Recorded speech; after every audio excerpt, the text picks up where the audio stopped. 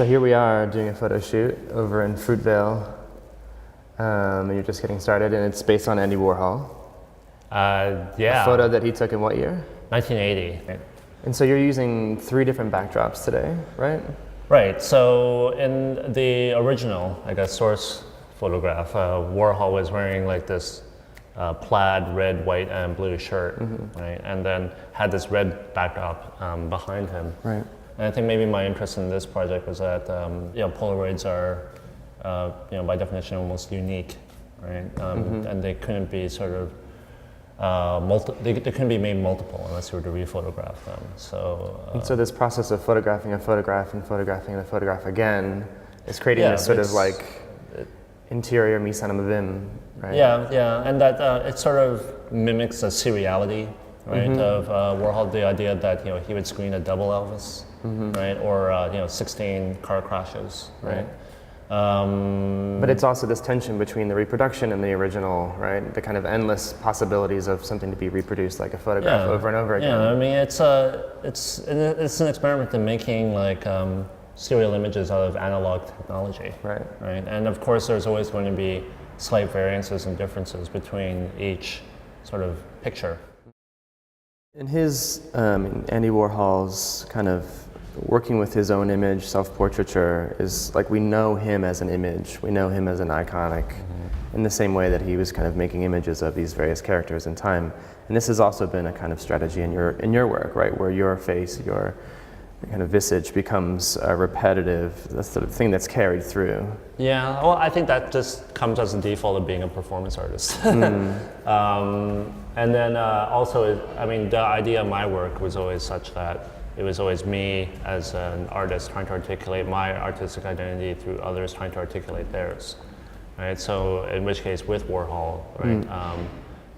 And someone who also sort of would, continually re-represent himself in his work.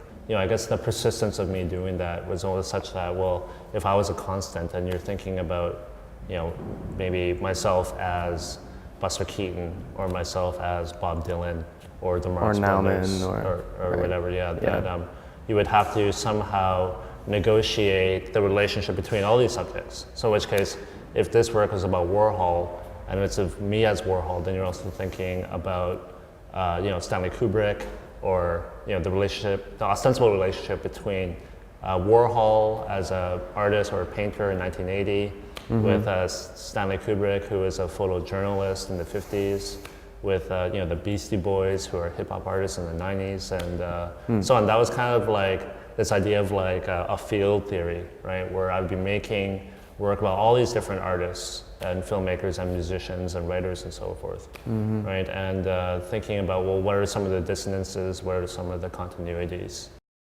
But when we're seeing the individual with the camera in the image, we stop thinking about who's behind the camera that, you're seeing this window into reality. We stop thinking about what's behind that, or who the agent that's making that actual image. I think it's different. I think it's like a double illusion.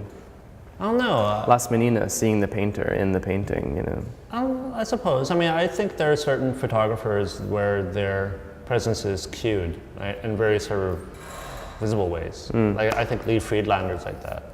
I think like Alexander Rodchenko, he was very key in doing that, especially with these incredibly oblique angles, right, from high and low. We have a work in the KADIST collection that's in that series, right? Exactly, and I think those Rodchenko photographs. I mean, it's also with the way that we would characterize that. Rodchenko's dynamism as being intractably linked with the mobility of the 35mm camera, right, the handheld camera, right, which was the first camera to sort of have that format, right, and also it was a direct lens, not a single reflex lens camera. So what you were sort of seeing through the viewfinder didn't exactly match what would come exposed onto the negative.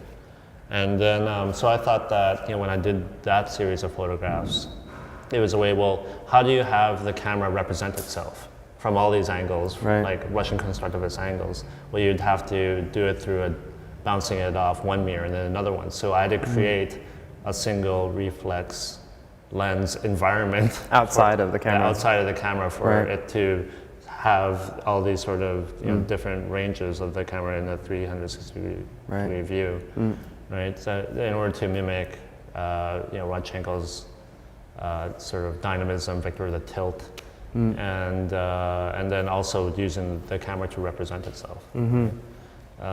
So I think that, I mean, in that way, that work is very much about photography and self-representation. I guess in the same way that this one is, right?